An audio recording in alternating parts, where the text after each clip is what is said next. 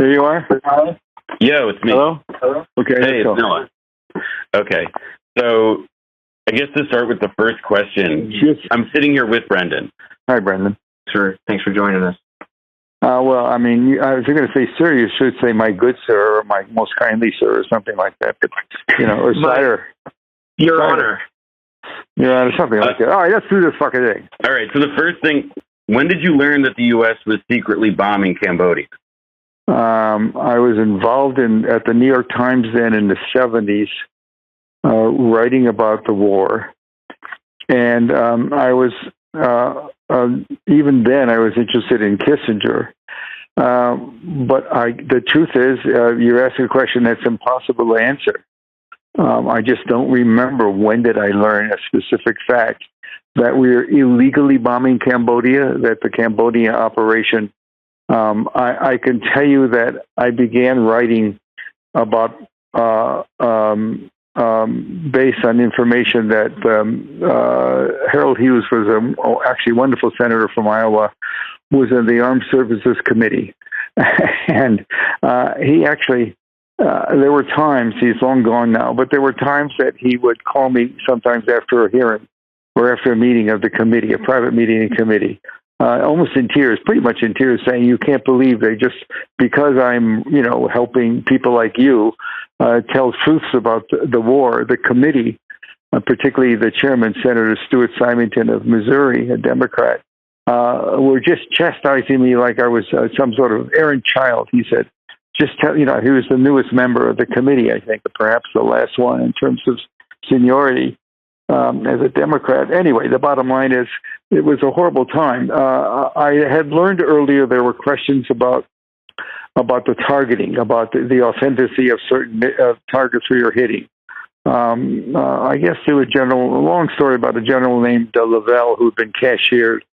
Jack Lavelle was a four-star general running the war, and there was this mystery story. All of a sudden, he's demoted to two-star and disappears, and nobody could figure out what was going on. And I was just at the Times. I just joined the Times in that spring, and my job was Vietnam, but I wasn't interested in that story. But I guess Otis Pike, who was a former Marine pilot who was on the House Armed Services Committee, I think he was even chairman of the committee at some point, he called me one day just out of the blue and said, you find this guy, Jack Lavelle, this retired general, because he knows a lot about some terrible things that have been going on. He wasn't cashiered because he did dishonorable stuff. He was cashiered because he did things for the White House. Anyway, whatever the story was.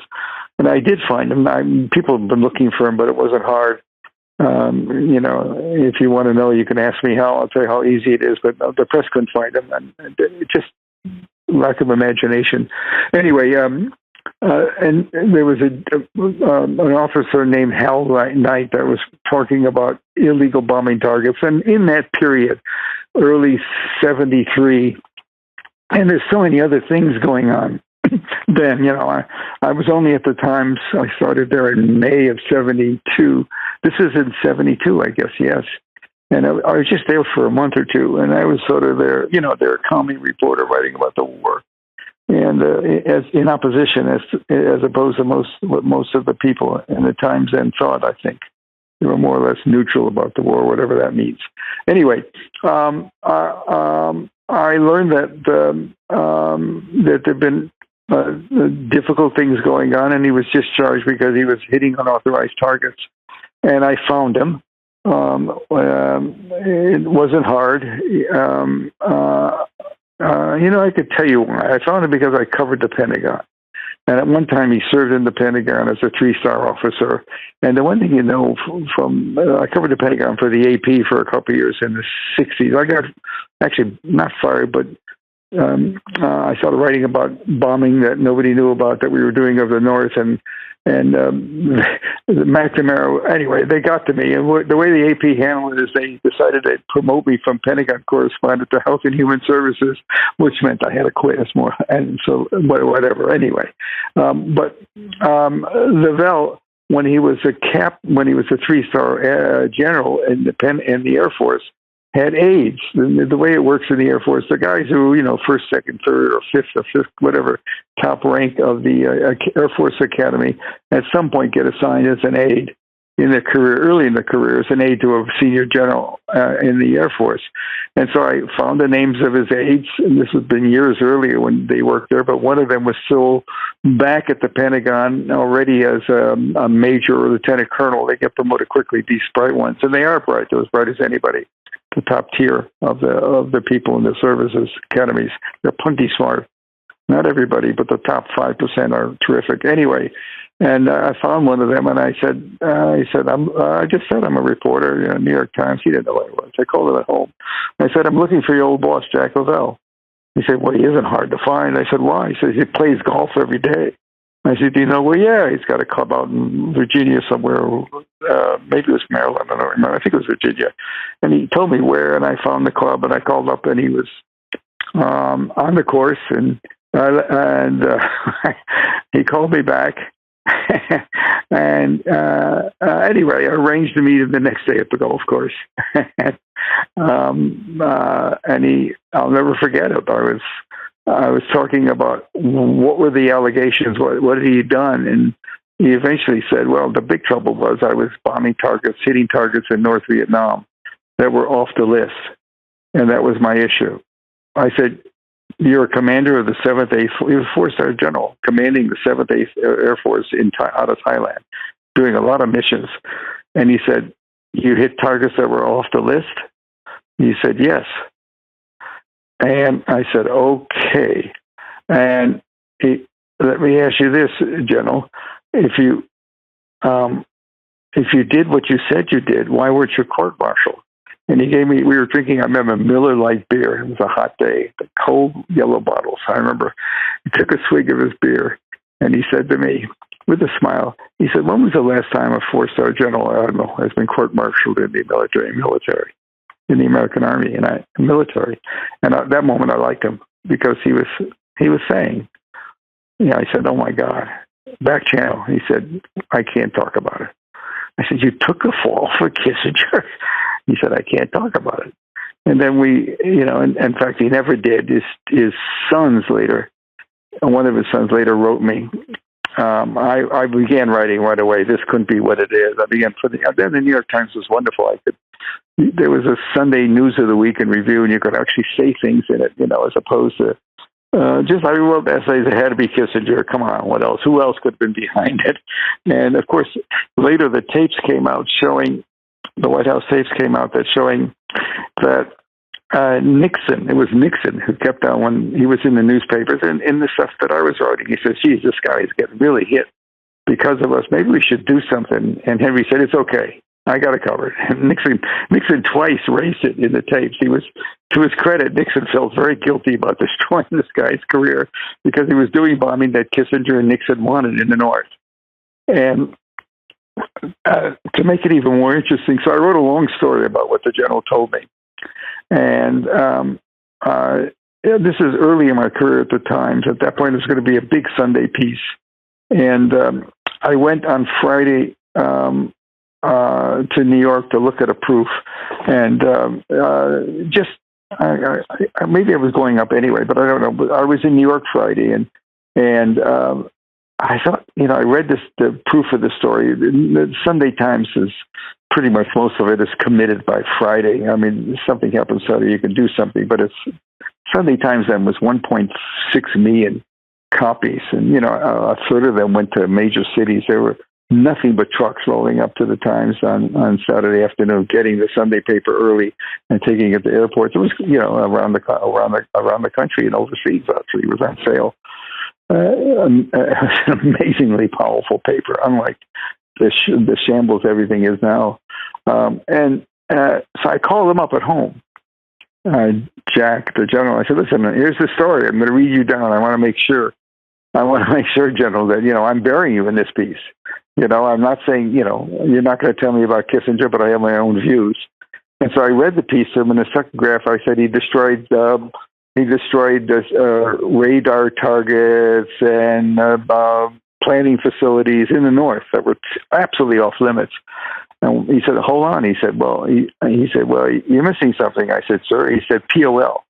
I said, what? He said, petroleum. I was hitting all of the oil stocks too, gasoline and storage sites for gas and oil. I said, I guess you want me to add that for accuracy. He said, you can do what you want, but that's just accurate. I mean, that's so. It's just the most amazing sort of the procedure. If I was going to bury him, I might as well bury him right. He said. I guess his attitude was, what can I say? This is a guy that never would have done something like that without orders. He just was a straight arrow general. Ruined his career. On that point, like how he got his orders, like about the Nixon and Kissinger relationship specifically. I mean, who was making you said it was like Nixon had given the order. Obviously, he's the president. The buck stops with him. But who was pushing who specifically between Nixon and Kissinger in these decisions, whether it was like bombing North Korea or ultimately, bombing Cambodia, in a similar fashion? I mean, obviously there was a meeting of the minds. And I think in general, I thought, for example, some of the strategic ideas that Nixon had, one of them being you can buy off Russia. You can wean them away from supporting the Vietnam War by giving them a better deal on arms control than they would have gotten otherwise. That was Nixon's idea. Kissinger was more of an apparatchik. I'm not debunking. He was the front guy. I mean, certainly. And the idea, the shocking idea that you could also make a deal with the Chinese. The Chinese would go for a deal which would involve Nixon coming to China, not China going anywhere. Nixon coming to China, which would have been a political coup, which it was. It's late 71. And also the price for China was to back off relationships with Hanoi. But the fact of the matter is Nixon knew in 1954 at the Geneva Convention, which was a famous meeting that America abstained. John Foster Dulles didn't want to have anything to do with the future of Southeast Asia. It involved a meeting in which the evil Chinese were there, even though at that point the Chinese were trading an awful lot with people like, certainly with Britain, our big anti-communist buddy. And at that meeting, the Chinese were the one that told Ho Chi Minh, "You're not taking." They just beaten the French at Dien Bien Phu the year before, driven them off. It was a spectacular victory, and Ho Chi Minh wanted to go and take the spoils, all of Cochin China, all of Vietnam. China said, "No way, you're not going there, buddy. We're going to stop in the middle. We're going to give the Americans that line they want, a demarcation line that divided the country." They did. I think the Chinese theory was, Ho Chi Minh is the last thing we want is America coming into a war and bombing everybody. I just don't know what was in their mind, but I can tell you, once Kennedy started that war, the country, South Vietnam was a doomed country because we were going to just bomb the brains. He even started defoliation early on of lots of land. And anyway, the point being, Nixon understood you could get a deal with China. On that deal, Nixon, came out of the China lobby club. The early part of his career was quite hawkish on Red China and all that. There's a transformation, obviously. What did you make of the intrigue there? He was, pissing off a lot of people who had, been political allies. Was Kissinger the guy he trusted to just make sure it all worked out, or what explains that pivot with Nixon? Well, I don't think I had a serious conversation with Nixon ever. One conversation once, but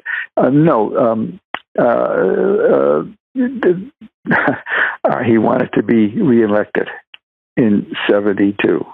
He was very worried. The war wasn't popular. The Vietnam War that he was pushing wasn't popular. He was just very worried about, and he was very worried about keeping the money flowing for the campaign. Some of the wealthy contributors, it was all about what a coup. In 1 year, in 72, he got a peace agreement, an arms treaty with the Russians, and they backed off the Vietnamese, and he also he went to China also at the same time period. I mean, hailed. as for a great visit. And he just could. I think he read it right. But I don't know what made him think that was possible. But it certainly wasn't Kissinger. Not that Kissinger wasn't, but Kissinger was always, that was a real stretch of the imagination. And the deal they made with the Russians was a much better deal than for the Russians on it didn't make that much difference, but on the subs number of nuclear subs they could build, and there was a series of it was a deal that everybody was happy to have. Any arms deal with the Russians was a good one, but they gave Russia a better toss than they would have had otherwise. But the price was Russia backed off supporting Vietnam, the North, so they were left isolated by both their two biggest allies, which of course didn't stop them from winning the war. There was always tension between the Chinese and the Vietnamese, as we all know, but we didn't know it then. I remember Dan Ellsberg. I was just going to say this. I remember Dan Ellsberg once telling me, he became a dear friend of mine after he did the papers. I didn't meet him till 73, maybe late 72. I met him then. But when he did the papers, I didn't know him at all. I mean, I knew he was, but I didn't know he was involved in all of that stuff with the New York Times. But Ellsberg once told me he once in the 60s he went to a meeting of the Joint Chiefs and he started to explain that historically the idea that we're going to go to war in Vietnam to stop the Chinese, the spread of Russian communism. He said the Vietnamese and the Chinese don't like each other. That historically, for 1,000 years, none of the chiefs had any idea. They just had no knowledge. So Dan told me. It's really shocking. Guys making decisions without any information about the political situation. Anyway, these are all off the track. The bottom line is that Lavelle, he lost his pension. He got demoted 2 ranks. He didn't lose his pension, but he lost thousands of dollars a month. And 4-star general gets a lot more than a 2-star knockdown general does. Anyway, and Lavelle always held his peace until the end. Never told. Yeah, I mean, the first half of our season here kind of covers a lot of that Vietnam period, bleeding into Cambodia. But then the second half of the show actually focuses on the war between the Khmer Rouge and Vietnam, which I don't think a lot of Americans, really know much about. That Vietnam actually, kicked out Pol Pot. And when that happened, the U.S. policy was actually to punish Vietnam, and we started supporting the Khmer Rouge. You're talking about the 79 war? Yeah, and then throughout the 1980s, we support the Khmer Rouge as an insurgency, basically against the Vietnam allied government in Phnom Penh. Did you end up, getting anything during that period about, the inside U.S. policies, Zbigniew Brzezinski, and then the Reagan years? Like a lot of Americans now and then would probably be shocked if they really knew that America was supporting the Khmer Rouge of all groups, right? I was going from the Times by early 79. I had a good run, but once the war ended, my use to them, and I began to write about corporate America and the corruption there, including a company that had a lot of close relationships with actually with the publisher at the Times, Charlie Bluto on Gulf and Weston. So by that time, it was all over for me. But I had a great run there. I had five years in which I could write a lot of good stuff, a lot of stuff about CIA spying, submarine spying, and all that crap. And it would just go in the paper. I mean, stuff that, it's very funny because when I worked at the Times, one of the things, this is only vaguely self-serving, but one of the times I realized is that they didn't have sources. I mean, they had the deputy undersecretaries of state and the secretary of state. They had those people, but they didn't have people on the inside who were absolutely opposed to the policy. And even in Watergate, I had the funny position of I was hired to do Vietnam, and in the fall of 72, I'd done I did the Lavelle stuff, and I did stuff about the bombing of all sorts of other targets that were unauthorized, and a lot of junk. But at some point, the New York Times was floundering in covering Watergate. there was the official position believed that it was the Cubans who had done the Watergate break-in because some of the guys involved had been in opposition to Castro. But of course, it was much more than that. It was a White House organized operation for reasons that are beyond stupid. But anyway, at some point I was just doing Vietnam, and at some point the paper was getting massacred by the Washington Post, Wilbur and Bernstein, and other people. They were just writing about obvious ties to the White House, and so I was directed by A. Rosenthal. I almost quit about it because I've been hired to do Vietnam, and he comes to me and says, "Yeah, you have to stop what you're doing and do Watergate." I said, "I don't know. I don't even know the names of the people in the White House." But I did it, and within a couple of months. But one of the things I realized is I was talking to people that they couldn't reach, and so I began to write a series of stories beginning in the spring of '73. There's no way the Times could ever match what Wilbur and Bernstein did, but at least we got up there. We got up there, and the paper was, and I did a lot of stories, and there was. And so I could, and meanwhile, there was a little staff, a group of 4 or 5 people, competent reporters led by a very competent guy that were meeting every day. This was the group on Watergate, and I just would be in the corner of the office, and that night, and I had nothing to do with them because they did, I had sources. I had people high up in the White House. I had people high up in justice. I had people that they didn't have, and so I was a loner always. But that's just the way it is. And one thing to your point about like your sourcing in the White House and having people that others don't. You've written about Kissinger more than most, and also you've covered multiple White Houses since Kissinger. And one thing that I've been, Brent and I were both curious about was the way in which the Nixon-Kissinger partnership and, sort of the, unilateral actions that they took as a White House unit, to what extent that you think that was like a behavior that other people copied or replicated, or that, it set a precedent for how White Houses conducted policy in the future? I just think we learned more about how White Houses work in those years through Kissinger. In other words, he was so heavy-handed. But there's always, I've done a lot of. For some reason, I got interested in the 1964 Geneva Convention because if you really want to understand Vietnam, you have to understand China and Vietnam, and there was a lot of stuff going on there. And there was actually one of the most amazing documents, I think, of our era is the Pentagon Papers, not necessarily for, not in my book for the stuff they revealed about the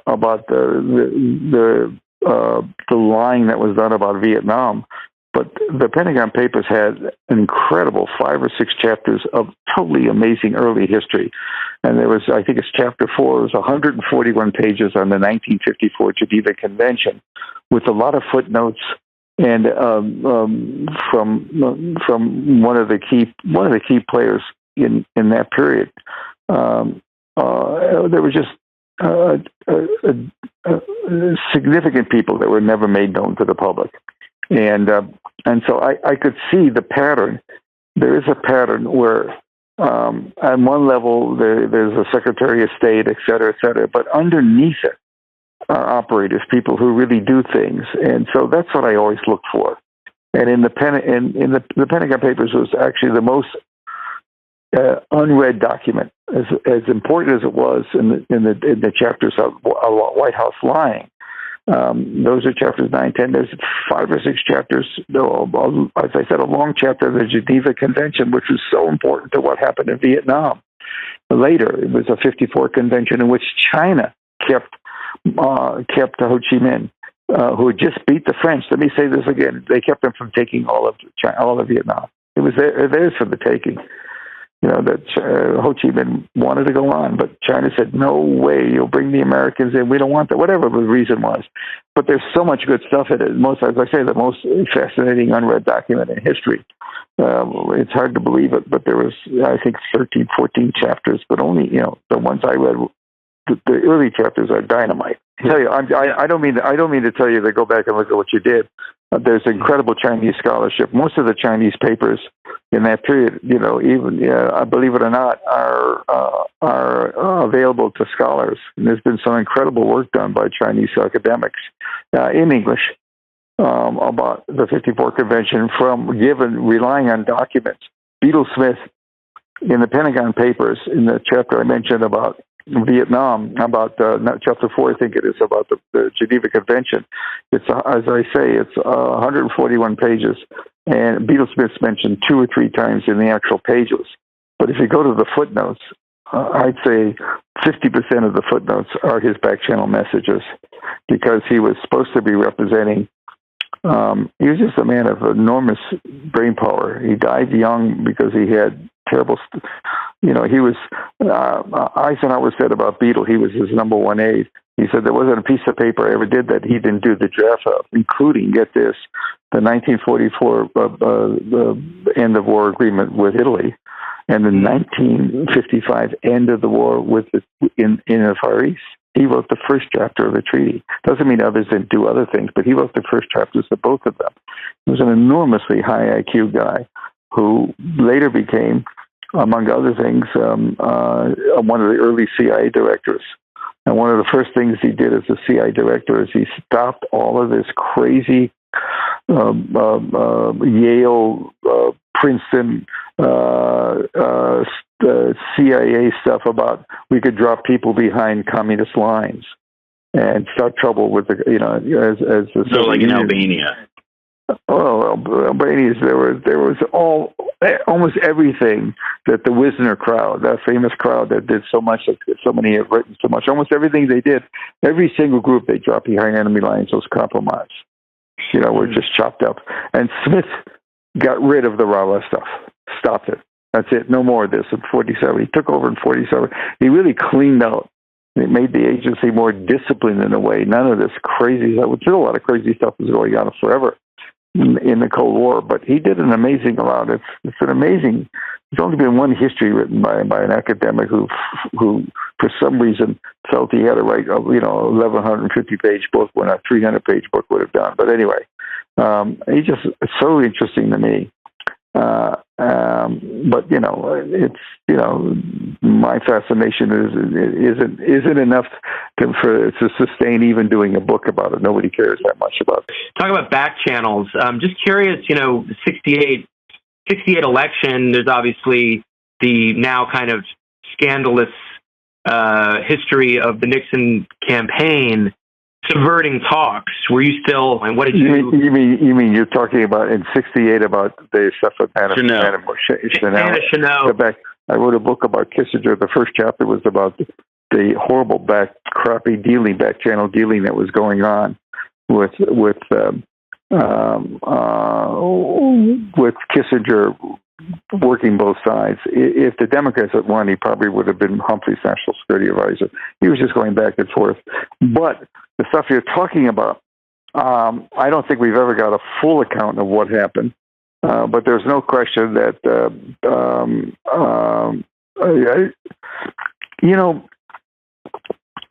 the great tragic story of those years for me was Humphrey, because he never allowed himself. Here he was nominated to be. Johnson quit, but Johnson wouldn't let him free, and he was so afraid.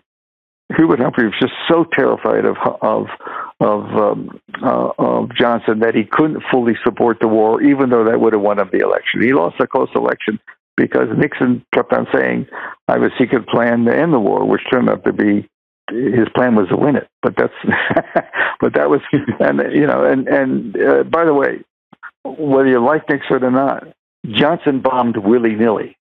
Every time there was a possible peace offering, he would refuse to stop the bombing of the North. The North 3 or 4 times came in, and Marigold's one that people know about, but there were others The Pentagon Papers have some of this stuff. There was all sorts of stuff all he had to do was do a bombing halt. And we could have, there was something going on in Poland that we could have had some serious talks that we never had because he refused to stop the bombing. And once when he was going somewhere and Rusk was involved, Rusk did put in an order to stop the bombing, and Johnson almost cut off his head. He just wouldn't stop it. And at least Nixon bombed because he wanted to, as a cover, to extract the American troops. They change the color of the corpses in a way. Get rid of the Americans and put more Vietnamese in there and try to do that. At least you could argue Nixon at least had some rationale to the massive bombing we were doing, murderous bombing. And Johnson just did it. Even would never agree to a bombing pause. I have a theory. One of the things about the White House tapes that came out about the famous Jack Kennedy, the tapes on the missile crisis and all that, as you know, they were obviously, maybe you don't know, they were very edited. And there's no question that the public didn't know until, 1969, that Kennedy in secret cut a deal with Russia. In other words, to prevent World War III, the Russian ships were steaming. He didn't know there were nukes even then in Cuba, but he knew they were both steaming with presumably more nukes, which they probably were. Anyway, the deal was in back channel. This was a deal made via the Russian ambassador here in Washington, Dobrynin, to all the boys in Moscow, that he would pull his missiles, the nuclear-powered potential missiles from the border of Poland, pull them back. And he also made a commitment to never invade Havana, which they didn't want to talk about, but he did make a commitment in the back channel, none of which was made public. And so the problem was Johnson never knew that. It was a secret. So my theory of life is, and so he dies, and as far as Johnson knows, Jack Kennedy was going to continue the war no matter what, which may or not be true. My own guess is he was never going to, certainly not until after the election would he ever consider doing anything. And I don't think, anyway, the bottom line is Johnson absolutely didn't know the policy. And so my rule for presidents is, don't ever, make a back channel deal without telling your vice president. Jack dies, and as far as Johnson knew, Jack was always going to poke the Russians in the eye, and that was his policy. He didn't know there was a back channel deal. He was out of the war. He was out of the White House before that became public. It became public in 1969. Pretty amazing stuff. I'll advise our next president, I'll advise them to leave a note for the vice president with that stuff.